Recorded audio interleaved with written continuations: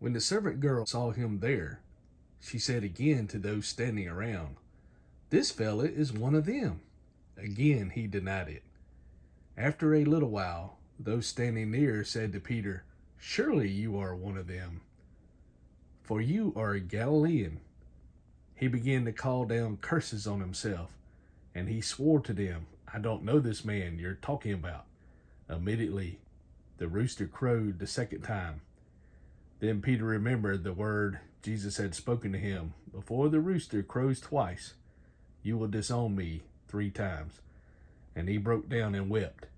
The Sanhedrin hands Jesus over to Pilate.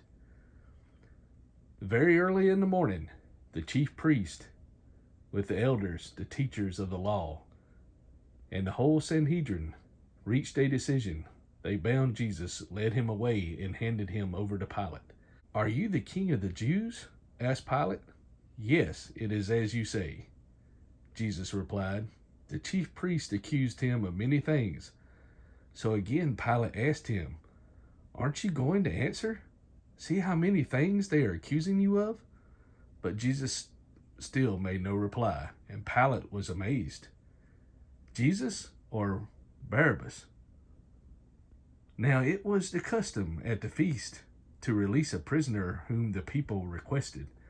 A man called Barabbas was in prison with the insurrectionist who had committed murder in the uprising. The crowd came up and asked Pilate to do for them what he usually did.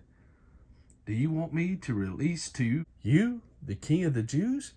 asked Pilate, knowing it was out of envy that the chief priest had handed Jesus over to him.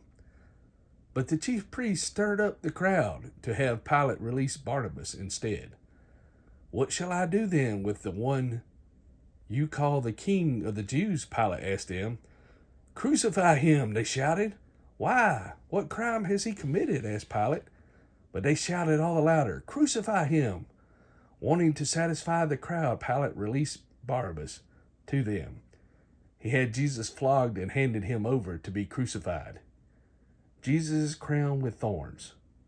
The soldiers led Jesus away into the palace, that is, the Praetorium, and called together the whole company of soldiers.